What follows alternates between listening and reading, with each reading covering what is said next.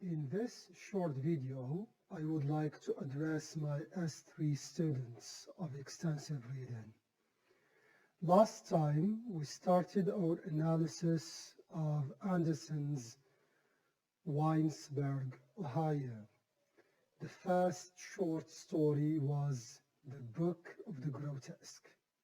We met the old man and we met the central concept of the collection of the short stories, which is that of the grotesque.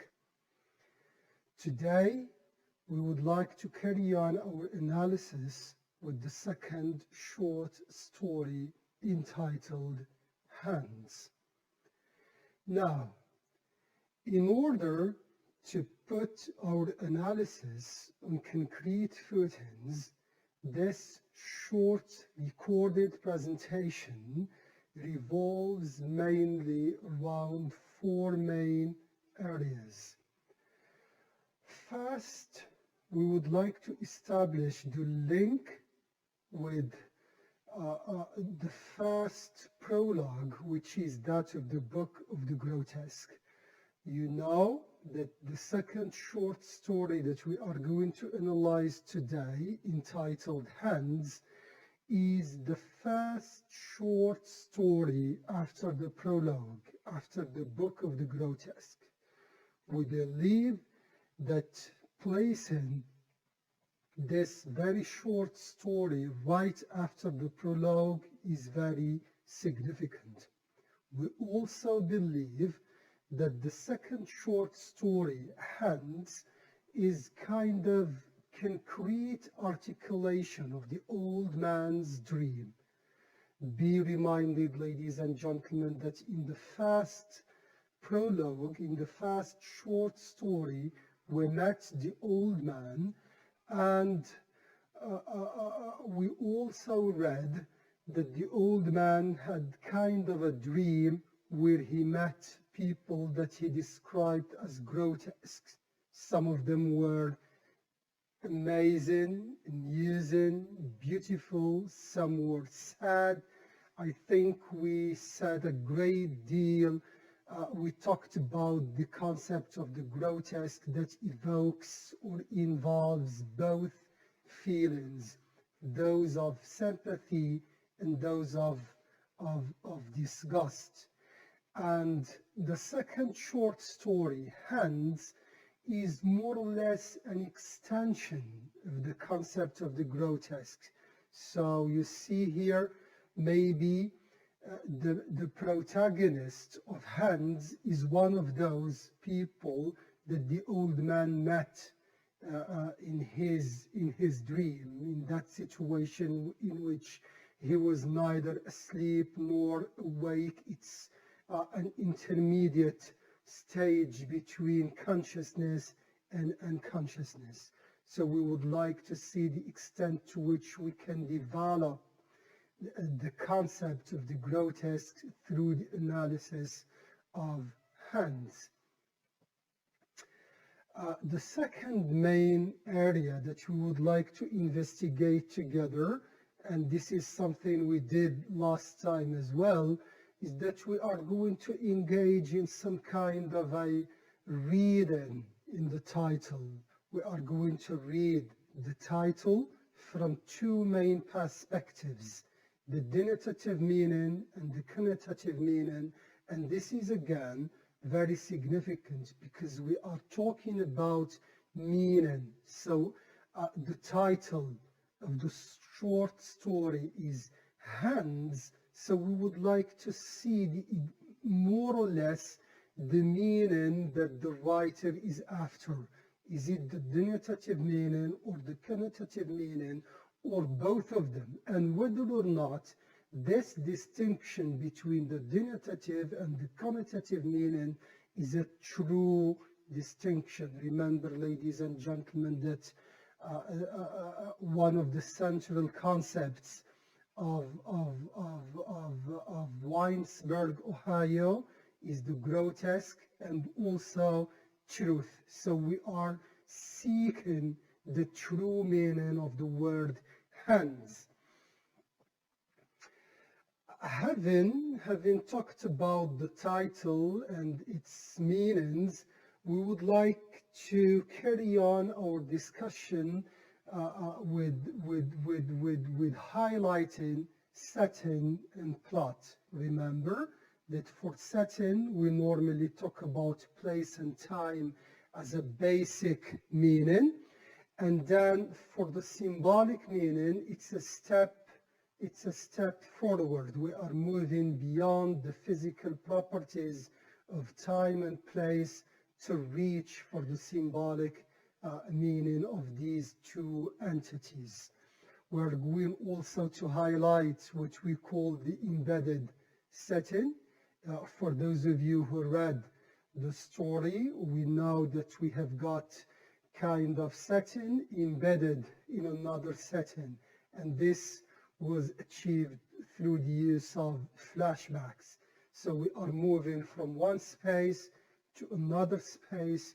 We are interrupting, if you want, the chronological order, and this interruption brought with it some kind of different times and different places. So we are talking about setting that is embedded in another setting. And again, the question of truth. Which setting is the author really talking about? And which is the true setting? And whether or not the two settings, the real setting or the setting that as readers we were introduced to right at the beginning, or the embedded one in the flashbacks. If you want, again, this distinction of embedded setting can also be extended to the plot. For those of you who might realize that that for hands it's plotless. Of course, plotless. We're going to talk about how we can have plot within a plot, and one is embedded in the other. And again, the same question of truth. Which plot is the true plot, and whether or not the two plots are somehow equally distributed over the story. Again, the question of characterization and characters, the description of the characters, the physical, the mental, the psychological description of characters, and of course the symbolic description and the relevance of the description to the overall thematic architecture of the story. Having talked about characters, I think that the last thing that we can together analyze are the themes and the author's craft. We're going to talk about the point of view and whether we have got one or two or mixture of points of view. Tone, is it the same tone that we had in the previous prologue, the Book of the Grotesque, or something different? We are going also to highlight some stylistic and linguistic properties of this short story. So as you can see, more or less, this is the structure of this recorded presentation. So I would like you please to keep in mind this thread. Each time we are going to highlight the link that is likely to exist between the second or the first short story and the Book of the Grotesque, which we believe to be the prologue that sets the scene for the whole collection of the short stories. Now, having talked about the structure of this presentation, let me, ladies and gentlemen, very quickly, as we did last time, let us be reminded of the summary for those of you who have not yet read the story, or for those of you who read the story but they would like to be reminded. You know that this is a very, very touching and a very, very powerful story. It calls for some kind of psychological analysis, literary analysis, linguistic analysis. It's very touching, both thematically and stylistically. As we said, this story is a concrete articulation of the old man's dream, and specifically the concept of the grotesque, and this is something that we would like to develop in this recorded presentation. You know that as readers, we are introduced to the world of Winesburg, Ohio, and we are also introduced to the world of the protagonist, Wing Biddlebones. So it seems that right from the beginning, we are able to meet the old, nervous, fat, old man, and we are equally introduced to George Willard.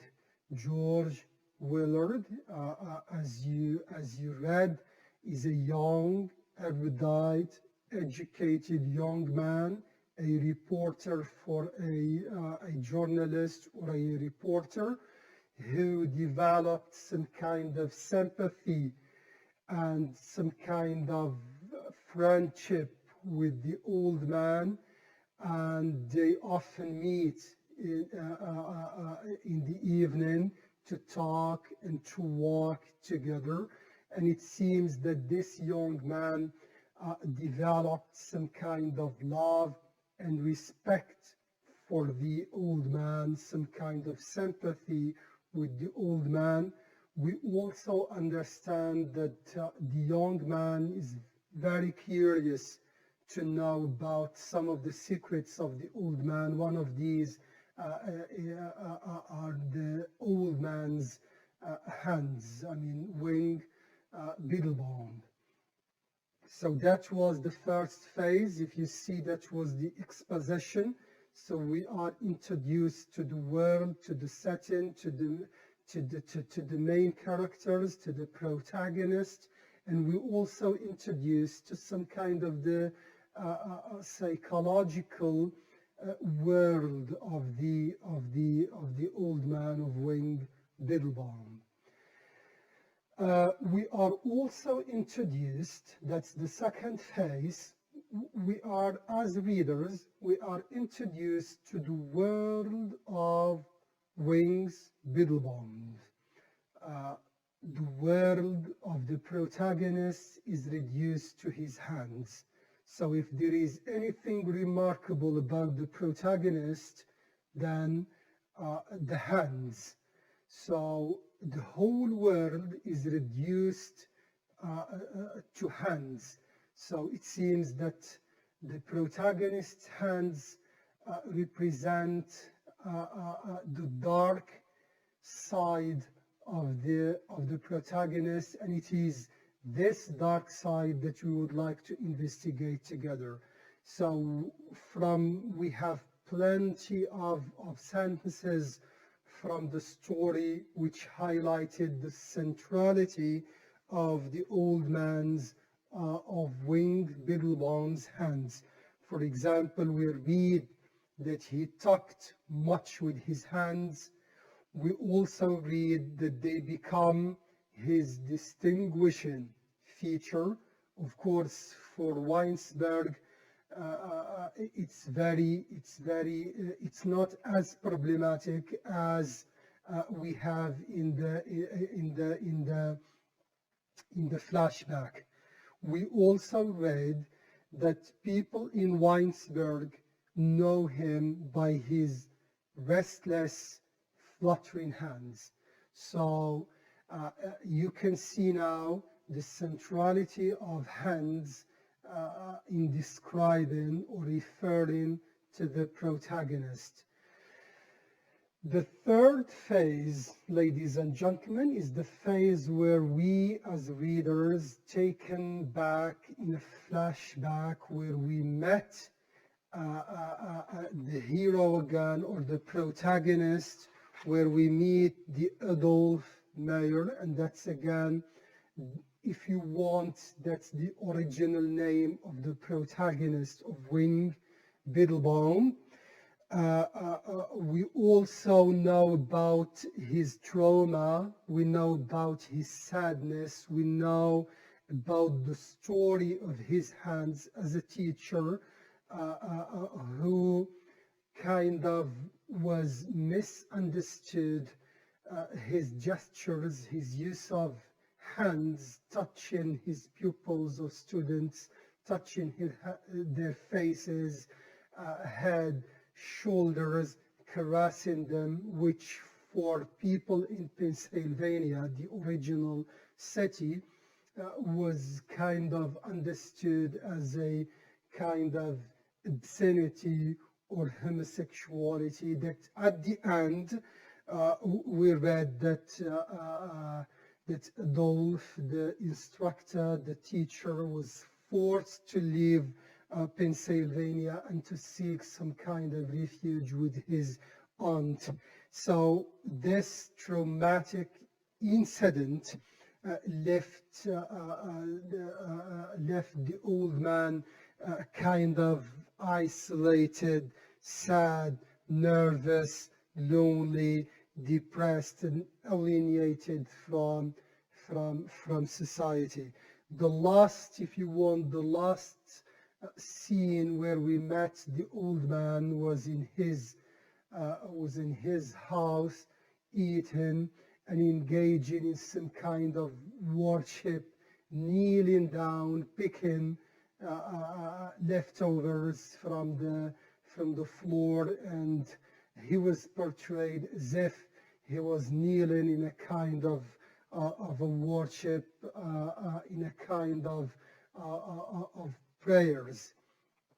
So this is more or less the summary. Of course, there are details that you can go over.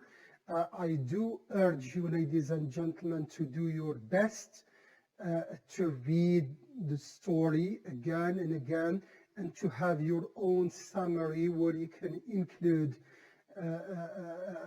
examples, where you can include stylistic devices from the story, and you have your own summary. Of course, you can rely on summaries from websites. That would be very, very nice. You can do that. But please, I would like at the end, I would like to see your products, your original summaries. Now, having talked about briefly about the summary, I would like to say very, very few things about hands, which is the title, and the symbolic significance of hands. In philosophy, and that's for Aristotle, you know Aristotle, the Greek philosopher, according to Aristotle, hand is the tool of the tools. Again, the centrality of hands. Hands symbolize strength, power, protection, generosity. They also symbolize, as they are part of the body, they symbolize sometimes friendship.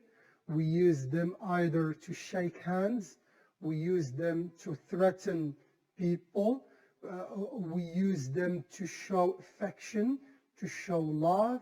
So you can see when Aristotle was talking about the hand as the tool of the tools, he was talking about the two dimensions of the hand.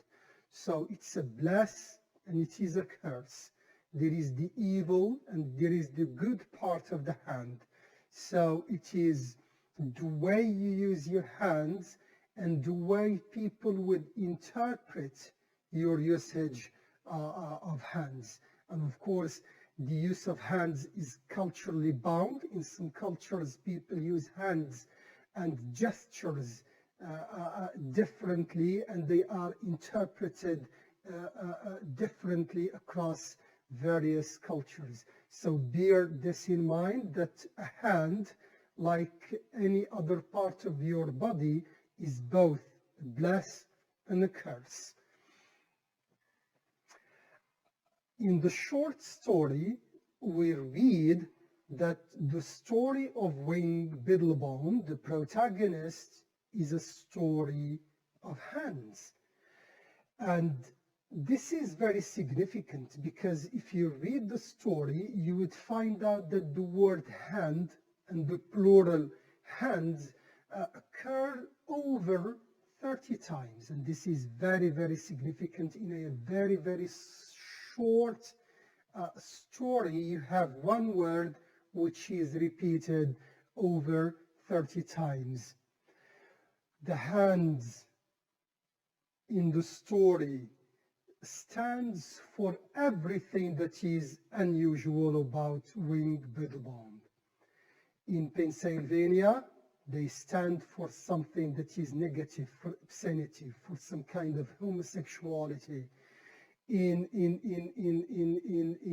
Weinsberg, they have got more or less neutral or a positive appreciation of the hands. Wing Biddlebone, they are, for the hands, they are his distinguishing feature. Distinguishing again, in what sense, positive or negative? That again depends on whether we are talking about Pennsylvania or talking about Weinsberg. And for the writer, for Anderson, hands are the very things that make Wing Biddlebone a grotesque.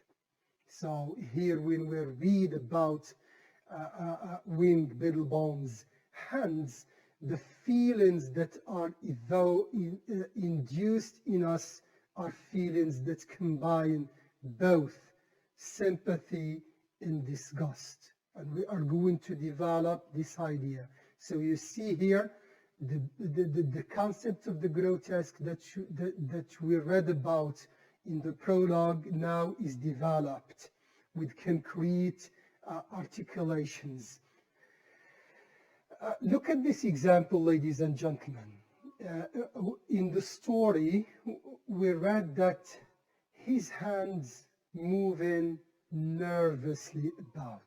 So whenever hands are introduced, whenever hands are highlighted, they come with feelings. They come with feelings of the protagonist as being nervous, irritated. From time to time, he would like to keep them hidden, as if he was keeping a secret. Again, through the hands, we can look at what we read as the shadowy personality of the protagonist, who submerged in a sea of doubts. From time to time, we read that for George, the young man who developed some kind of friendship with the old man, sympathized with the old man, and who is very, very curious to get the man outside of the doubt and to see the secrets that the old man is kind of hiding. Hands are symbols. They symbolize how the man is very nervous, and so are his hands. His hands are always portrayed as nervous, and he wanted to keep them hidden away. Also, they made him more grotesque than an already grotesque person.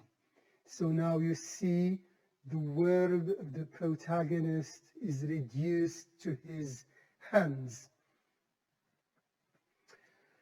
The question again, having talked about the grotesque and the centrality of hands and truth. I told you earlier that in philosophy, hands are a bless and a curse. Hands expressive and destructive. You can use them to express, and they can also be the very means that would destroy you. So for Anderson, he is presenting us with two worlds. It's the world where the protagonist use of hands were kind of innocent, expressive. Hands are kind of gateway in front of the protagonist to express himself, but they are also the very means that destroy him. Again, hands as such, they reveal and they keep something hidden. And this is again the very meaning of truth. Is truth somewhere hidden or somewhere revealed? And this is one of the themes that we would like to develop when we are presented with different versions, with two versions, multiplicity of versions. The very question that we would like to ask is about truth.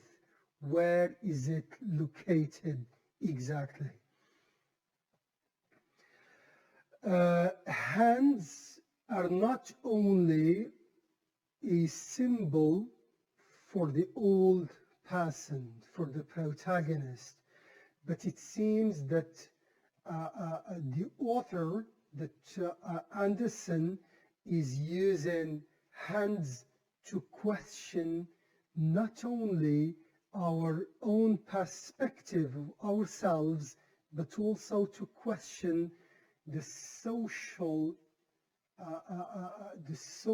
perspective and the religious perspective. So here you can see that a very, very simple part of our body, which is the hand, can stand at the crossroads of society, religion, and truth. This is again something that we will develop when we will be talking about the thematic architecture of the story. So this is more or less a few notes, few ideas on hands. Now, for setting, I think that this is something that we have to keep reminded of, that at the very beginning, it's much more like the prologue of the story, in which the first sentence tells, or the first paragraph forecasts themes that are going to develop later on. The same thing here for hands. We have the imagery of the scene in the first paragraph forecast themes that are developed later on. So we know the whereabouts of the protagonist. We know about Winesburg, Ohio. We know about the fields. We know about some of the feelings of the old man. We met some people real people from Winesburg, Ohio. We also get some kind of feelings of the old man, like loneliness, insecurity, decay, the general grotesque feature. Of course, here you can see the description that we have got here upon the half-decayed veranda. So here the word decay is not just an adjective to describe the setting, but it also forecasts some of the themes that are going to be developed later on in the story. Again, I have to keep reminding you that we are talking about embedded setting due to flashbacks. So this is the initial setting that as readers are introduced to, and we are going to be introduced to the second embedded setting in the flashback. Let's again read the example.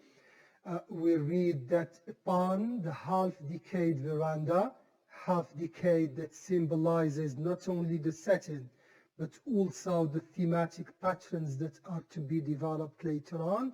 We have a small frame house. It's very small, near the edge. You see here, so it's as if setting is telling us more about the personality of the characters, more about the tone and the mood that's going to be developed later on. And then we have a fat, little, old man walked nervously, you underline the word nervously, up and down, and please be reminded of this phrase, up and down, because we are going to encounter the same phrase over and over, and psychologically speaking, it's very telling. We keep reading that across a long field that had been seeded for clover, but had produced only a dense crop of yellow mustard wheel. That's again very significant, because it is telling us something like this. The old man is located in a place where people, normally the place had been seeded for clover, for something that is productive, for something that human beings need. But what grew was just crop of yellow mustard weeds, something that people normally do not need. So you can see here again, it's something like barren field, and again, that's very significant. Look at the verbs that I told you for the description of the setting. It's always the places, whether fields or the house or the veranda, are always encoded in verbs that express some kind of insecurity, some kind of the old man depicted as nervous. So the old man often walked up and down, strode up and down, walked up and down. This is again, it symbolizes the insecurity, the instability of the protagonist. Having talked about time, by the same token, and this is something again which is recurrent in the story took place in evening, dusk, summer night. The sun has disappeared. I don't have to keep reminding you of the symbolic value of the evening, of the symbolic value of night. This is something we talked about in the previous story. So please, you have to keep developing the symbolic meanings of time. You see again a very significant, very telling moment in the story where time, place are combined together, giving rise to kind of religious figure at the end of the story. The symbolic power of the house in the last scene, where the house was kind of reduced to a church-like place where people worship God, place where people would confess if they have got sins, or they commit some kind of sins. So you see the description of place, the description of light, the description of time for the last scene is very, very significant, and it is very telling about how Anderson understands the concept of the grotesque, how Anderson is kind of getting into the inner side of his protagonist. Characters interact with both setting and the thematic makeup of the story. So for the protagonist, as I told you earlier, the man is described as being fat, frightened, nervous, and too infactual to be dangerous. And we see that right from the beginning when we have that thin, girlish voice shouting, "Oh, you wing biddlebound, comb your hair, it's falling into your eyes."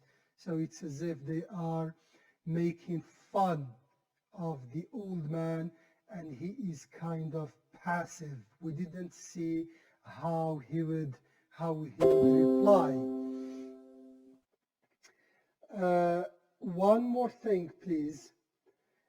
We also, the bald forehead of the old man suggests loss of strength, loss of power. He is 40, but looked 60.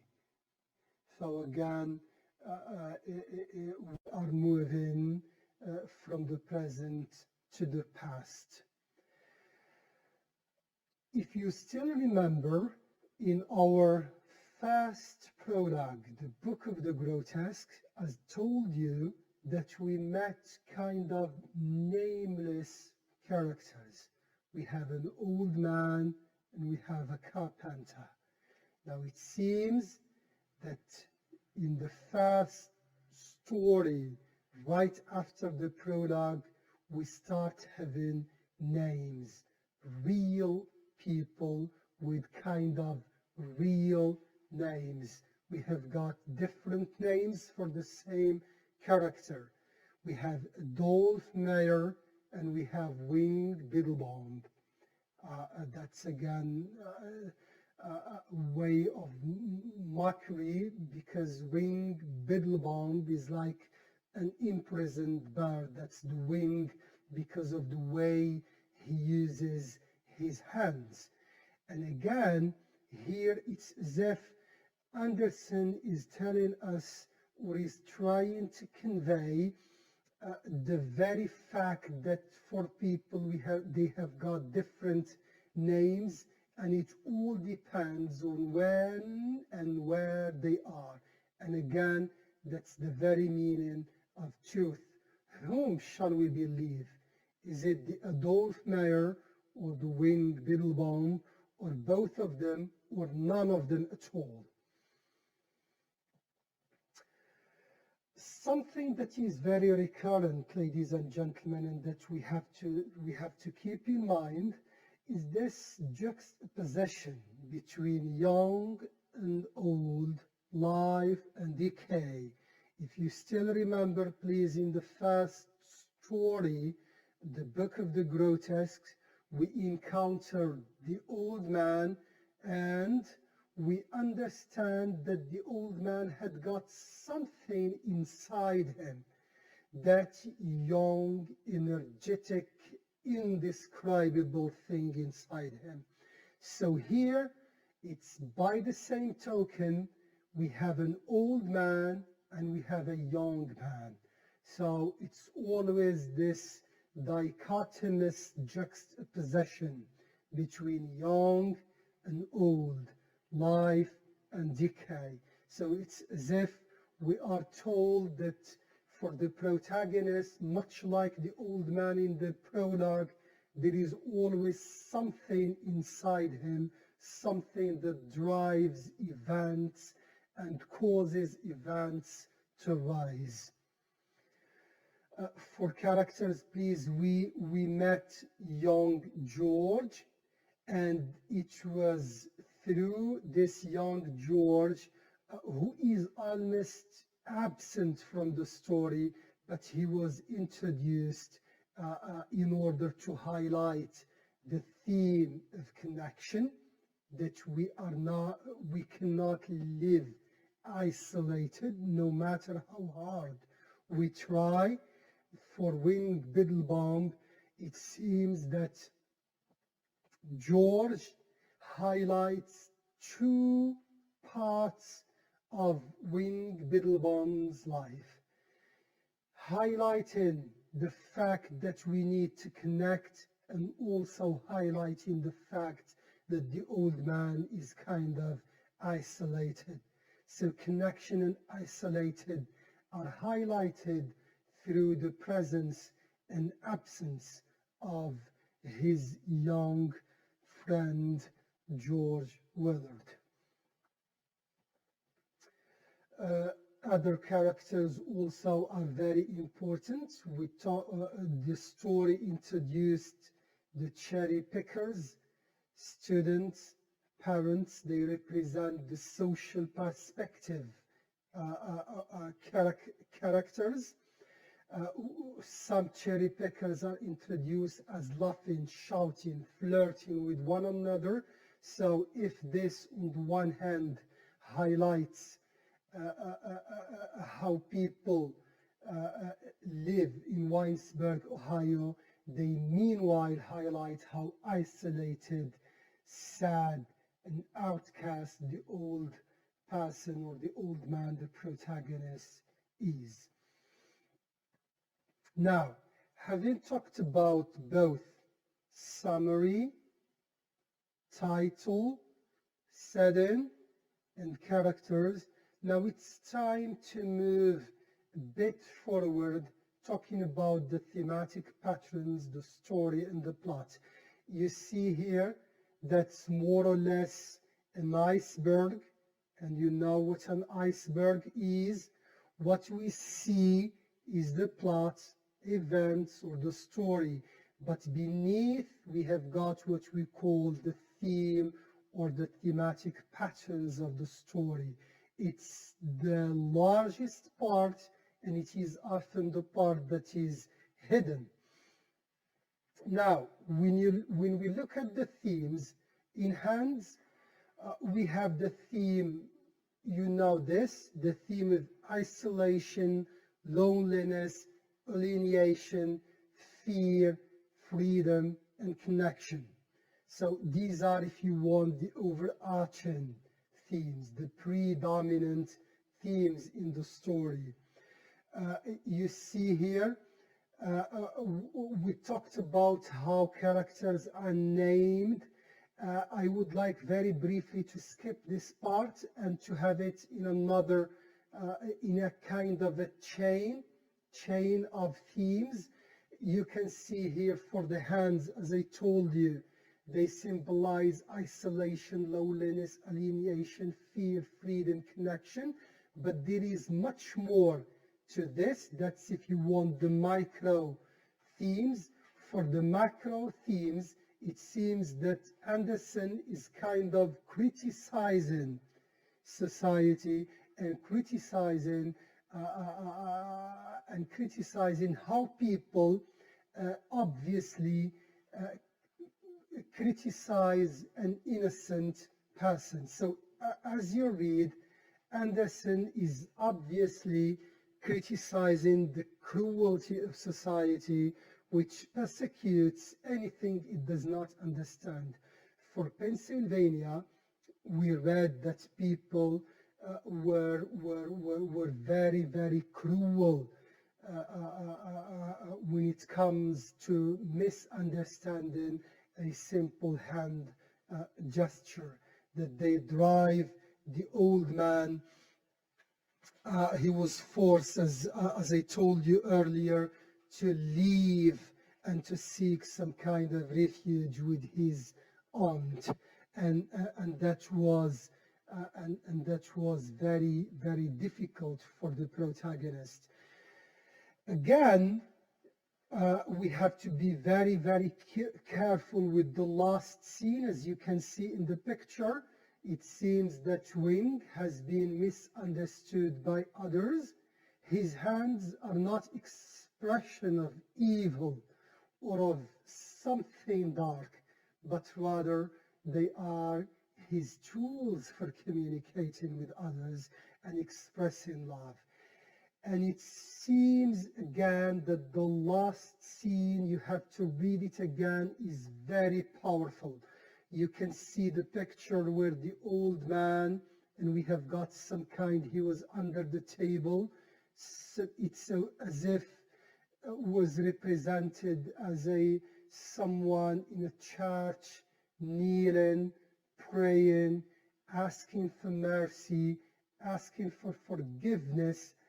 And here for me, I understand it as if the author Anderson is raising the protagonist from a misunderstood person to a kind of a Christ-like figure who, as Christ, as Jesus was misunderstood by people, it seems that this very gesture of kneeling and picking food and having some kind of a rosary, some kind of a priest kneeling down is very significant. It's a victory for the protagonist. It's a victory for the grotesque. It's a victory for people who might be understood by society.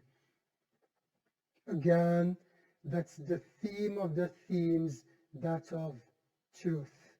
So whenever whenever we see, whatever we see, it's only one perspective. And we have to be very careful with the way we see people, with the way we judge others. And again, you see, we are developing one of the central concepts in the collection of the short stories, that of the grotesque. For the plot,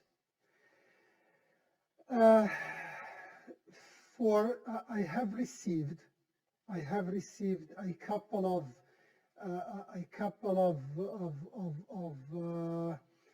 assignments, kind of assignments from your friends, from your classmates, and they were talking about, for example, for Noel. Noel was talking about the book of the grotesque as if it were some kind of a plotless story that is understandable. Yes, that could be right. But again, we have to be very careful, and that's why I talked about embedded plots. We have got two stories, two plots, and two characters. Of course, it's one character, one plot, and one story, but they are interrupted by flashbacks. And that's why I call it plot point one. And this is where we were introduced to Weinsberg and Wing, Biddlebaum. And here we have some kind of you see the inciting incident, and that was the incident where George forgot his hands and allowed them to rest on George's shoulders, and he started to caress his face, and we read that a look of horror swept over the face of the old man. And that was the climax, because that very moment reminded him of his past. So you see here, we have the first very short story, starting with an exposition, rising of the events, reaching the climax, and then the falling or the denouement of the events mark the beginning of the second story of the flashback, where we are introduced to Adolf Meyer as a teacher we are introduced to his pupils, to schools, to the school, to his dreams of helping students. And then again, events start to rise again, and they reach the climax when he was accused of obscenity or homosexuality, and he was ultimately driven out of Pennsylvania. And the last scene, again, back again to the original story, to the first story, and to the scene of the old man in his house, kneeling on his feet and engaging in some kind of worship.